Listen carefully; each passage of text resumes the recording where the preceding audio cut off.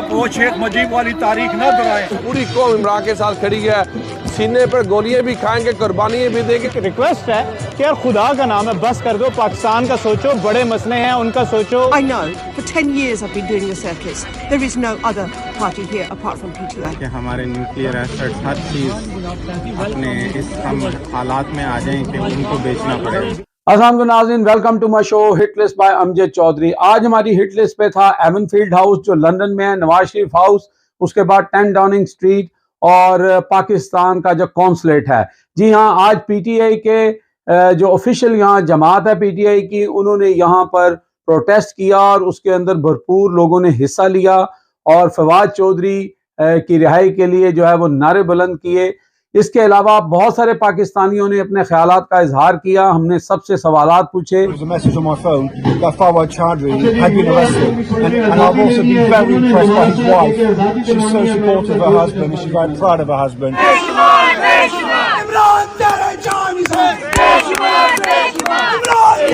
فواد کو ہم چھین کے لیں گے, حق ہمارا. آپ وہ شیخ مجیب والی تاریخ نہ دہرائیں. آپ نے 60 لاکھ بنگالیوں کو مار کے کیا بنگلہ دیش کی تاریخ کو روک دیا تھا؟ یہ تمہارے لیے سبق ہونا چاہیے. تمہاری انٹیلیجنس کو وہ ریکارڈ پڑھنا چاہیے, ہسٹری دیکھنی چاہیے کہ اریسٹنگ سے کچھ نہیں ہوتا بلکہ تاریخ کو مزید فیول ملتا ہے اور وہ مزید تیز ہوتی ہے. سر مقصد کیا ہونا ہے؟ پورے پاکستان کے اندر اس کا جنگل کا قانون ہے, سارے جنگلی جانور جو ہیں ہمارے پہ مسلط کر دیے گئے ہیں. انہوں نے پاکستان کو ایک جنگل بنا دیا ہے. سب سے بڑا مطالبہ تو یہ ہے کہ فواد چودھری صاحب کو جلدی سے جلدی ریلیز کیا جائے. ایک بالکل بوگس اور ایک مطلب آپ جتنے کوئی ان کے لیے گرے ہوئے الفاظ استعمال کر سکتے ہیں وہ کرتے ہیں. میں کر نہیں سکتا کیونکہ آپ نے کیمرہ لگا دیا میرے منہ کے اوپر. کوئی ان کے اوپر ایف آئی آر نہیں بنتی تھی. پہلے حکومتیں جاتی تھیں تو ان کے منسٹر جو ہوتے تھے ان کو آپ پکڑتے تھے کہ انہوں نے کرپشن کی ہوگی, کوئی 2 نمبری کی ہوگی. یہ پہلی حکومت ہے جو گئی ہے اور آپ لوگوں کو پکڑ رہے ہیں جی مجھے منشی کہہ دیا, مجھے کلرک کہہ دیا. تو ان کا انجام جو ہے وہ بہت قریب ہے. احتجاج کرنے کا مقصد ہے کہ اپنے اداروں کو یہ میسج دینا ہے کہ اوورسیز پاکستانی اس چیز کا مطالبہ کرتے ہیں کہ جو آپ نگران حکومت امپورٹڈ گورنمنٹ جو بدماشی شروع کی ہے, فواد چودھری جو قوم کا بیٹا ہے جس کو انہوں نے بالکل نجائز گرفتار کیا ہے, اس طرح کے کتنے فواد چودھری پکڑو گے؟ انشاءاللہ خان صاحب پھر اگلے ہفتے سڑکوں پر نکل رہے ہیں. پوری قوم عمران کے ساتھ کھڑی ہے, سینے پر گولیاں بھی کھائیں گے, قربانیاں بھی دیں گے, اپنے ملک کو خود بچائیں گے. اپنے اداروں سے یہ میں اپیل کرتا ہوں کہ کچھ سمجھائیں. انقلاب آ گیا تو یہ ملک بربادی کی طرف چلا جائے گا. جو آپ لانا چاہتے ہیں عمران خان واحد راستہ ہے جو ملک کو بہتری کی طرف لا سکتے ہیں. دیکھیں ہمارا مقصد یہ ہے کہ فواد چودھری کو ریلیز کیا جائے. اس کی ریزن یہ ہے کہ آپ دیکھیں ان کے خلاف کوئی کرپشن کا کیس نہیں ہے, کوئی کچھ نہیں ہے. پی ٹی آئی کے کسی بندے کے خلاف کرپشن کا کیس کوئی بھی نہیں ان کو ملا. ایک ذرا سی بات ہے کہ آپ بولنے کی بھی اب آزادی آپ سے چھین لی گئی ہے. تو ہماری آواز جو ہم اٹھا رہے ہیں وہ اس سے اٹھا رہے ہیں کہ یار ہمارے ملک میں کیا ہم نے بولنا بھی عذاب ہے اب. تو میری ارباب اختیار سے ایک ریکویسٹ ہے کہ یار خدا کا نام ہے بس کر دو, پاکستان کا سوچو, بڑے مسئلے ہیں ان کا سوچو. یہ چھوٹے چھوٹے پیٹی ایشوز کو ان سے آگے بڑھ کے نکلیں. I'm Safina Alahi. So I would say this, that there should never be a -1. Everybody should be allowed in the arena. Go to elections, vote in whoever you want. But if you try and remove somebody, that's not going to happen. So if you remove Khan Saab, you have no election. So get in there and fight. Everybody fight. Stop this nonsense of minus Imran Khan. It's not going to happen. So there you go. And we are going to have our representative there. And that's Imran Khan.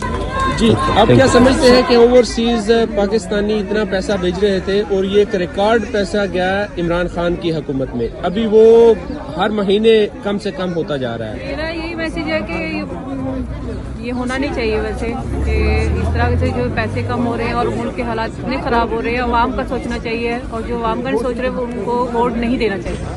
ابھی آپ نے دیکھا کہ dollar کی قیمت میں کس حد تک اضافہ ہوا اور پاکستان روپے کی کس حد تک کمی ہوئی, اور انہوں نے بڑے دعوے کیے تھے کہ اسحاق ڈار صاحب جا رہے ہیں. یہ میرے خیال میں یہ تو ملک تباہ کرنے کے لیے آئے تھے. ان کا ایجنڈا تھا اپنا این آر او لینا, وہ انہوں نے لے لیا اور اب اس ملک کو جو ہے نا بالکل دیوالیہ تو کر چکے ہیں.